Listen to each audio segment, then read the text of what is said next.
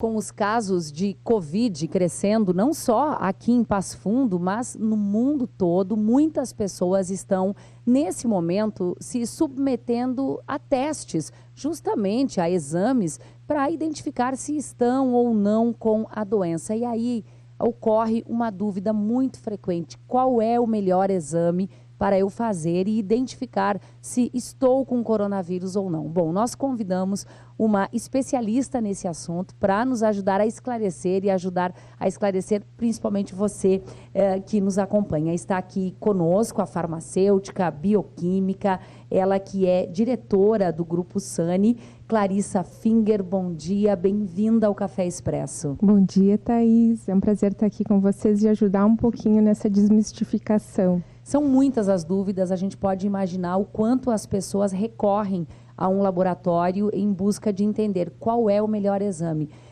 Antes de nós começarmos aqui propriamente a separar os tipos de exames, qual é o universo total hoje de exames que existem para identificar se uma pessoa tem ou não Covid? Atualmente, dentro das nossas limitações aqui do interior, nós temos 3 tipos de teste, tá? Entre esses 3 tipos de teste, vão ter vários métodos diferentes de cada um. Mas nós temos o RT-PCR, o teste de antígeno e os testes de anticorpos, que vão dosar imunoglobulinas. Imunoglobulina G ou M, ou as duas. Bom, vamos começar por quem apresenta sintomas. Para quem tem sintomas, aqueles sintomas clássicos do coronavírus, qual é o exame mais adequado? Tem uma pergunta que vem antes disso e ela vai de encontro àquela frase, né, que a clínica é soberana. Para a gente saber qual teste indicar, a gente precisa conhecer um pouco da história clínica do paciente. E aí a primeira pergunta que vai ser feita vai ser: qual foi o início, qual o dia inicial dos teus sintomas? Tá? Por que isso? Porque a carga viral ela é maior na primeira semana, desde o início dos sintomas. Então, se ele começou com uma febre ou qualquer sintoma daqueles que a gente já conhece, dor de garganta, e tem vários, algumas não vão ter, mas nós vamos falar para aqueles que têm sintomas, a gente vai indicar o RT-PCR ou o teste de antígeno, e para que seja coletado entre o 3º e 5º dias desde o aparecimento dos sintomas. Isso é bem importante. Esse é o mais adequado para quem tem sintomas, mas tem que fazer dentro desse prazo. E quem teve sintomas leves, mas já passou do 5º dia? Então, os sintomas leves, até o 10º dia, a gente ainda recomenda teste de antígeno ou teste de RT-PCR. Após isso, a gente começa a sugerir que se faça o teste de anticorpos, o teste para dosar imunoglobulinas, imunoglobulina M e G. Tá? Bom, e para quem teve contato com alguém que teve coronavírus, não tem sintomas, mas gostaria de saber se pegou a doença ou não, qual é a recomendação? De novo, a gente vai voltar para aquela pergunta, porque tem um esclarecimento que é importante que se faça.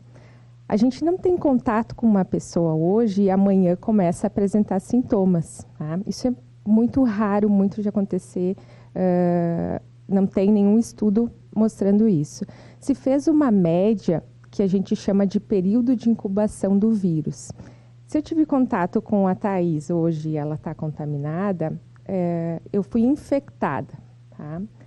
A média do período de incubação é de 5 dias. Então, se eu tiver sintomas, vai demorar, em média, 5 dias para começar a aparecer. Não é no dia seguinte do contato com a pessoa. E pode ser que não apareça. Tá? Lembrando que é uma média. Algumas pessoas podem ter um pouquinho antes ou um pouquinho depois. Sim.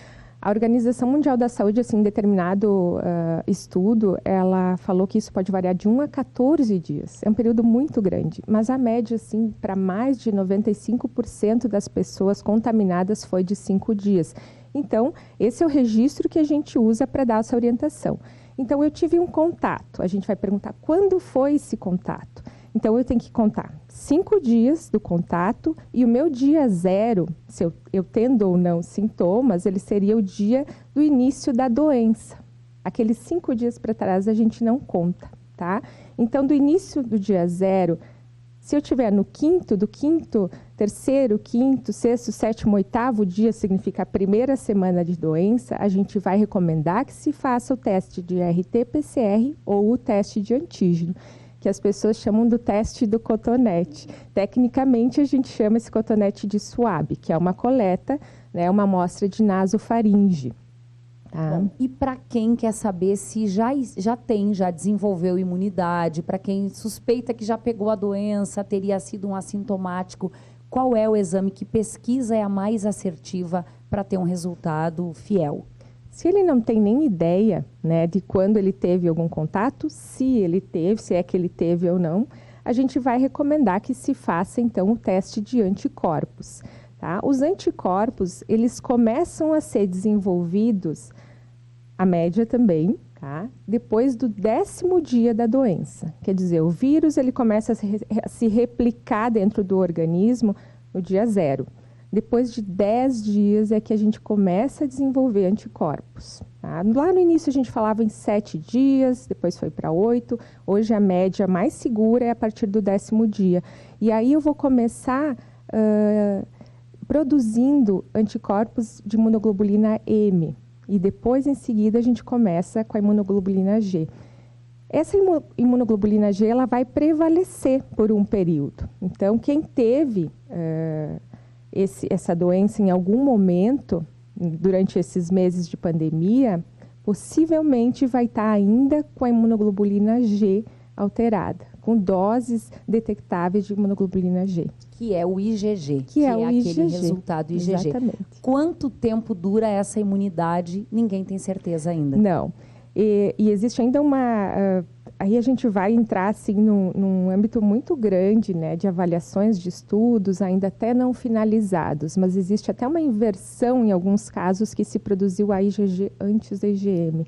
Existe uma outra confusão, porque lá no início, os testes eles tinham uma especificidade baixa, né, que significava assim, que eu poderia estar confundindo aquele coronavírus, o Covid, a doença Covid-19, com algum outro coronavírus que eu já tivesse tido contato previamente, com uma estrutura de anticorpo parecida. Tá? Então, hoje os testes estão bem mais sensíveis, bem mais específicos. Significa que a chance de falso positivo ou falso negativo para esses testes de anticorpos é muito menor. Bom, só para a gente fechar aqui, infelizmente, na área de trabalho de vocês, os protocolos estão mudando a cada mês, a cada Todo pouco. momento. Há pouco você nos dizia ali, antes era o 5º, 6º dia, agora é a partir do 10º, quer dizer, todo mundo está aprendendo a lidar com a doença. Você também me contava aqui, antes da gente entrar no ar, da quantidade de cepas de vírus encontradas na Amazônia, ou seja, ainda a gente vai precisar entender melhor todo o processo da doença. A gente tem muito o que aprender, né? Mas o fato é que essa pandemia ela serviu para reestruturar alguns protocolos de segurança importantíssimos que eles vão servir para outras coisas no futuro. Porque hoje a gente está especializando os testes. A gente já sentiu a necessidade de que também tem que especializar a coleta de amostra. Quando eu falo a gente, é um grupo de cientistas que está o tempo inteiro pesquisando e otimizando esses testes, essa coleta, esses protocolos. Essas cepas de que nós falávamos antes, existem estudos mostrando 8 cepas diferentes agindo, já. Algumas mais leves, outras nem tanto. Então, algumas mais características da Europa, outras aqui na América. Então, esses estudos eles estão saindo o tempo inteiro. O tempo inteiro a gente tenta acompanhar, mas o que serve para a nossa realidade? Os testes que a gente está recebendo, eles estão preparados para detectar os anticorpos específicos de cepas que estão rodando aqui pela nossa região. Então, é importante assim, que a gente conheça o laboratório, porque o cliente ele não vai ter acesso a toda essa todo gama, esse conhecimento. Né? Então, quando a gente vai comprar um teste novo, a gente pesquisa uma série de coisas antes, né? A precisão, a especificidade, a sensibilidade, para que a gente atenda à necessidade do consumidor. Tá certo. Olha, muitíssimo obrigada pelas informações. Bom trabalho para vocês. Obrigada, Thaís. Obrigada. Para vocês também. Bom dia.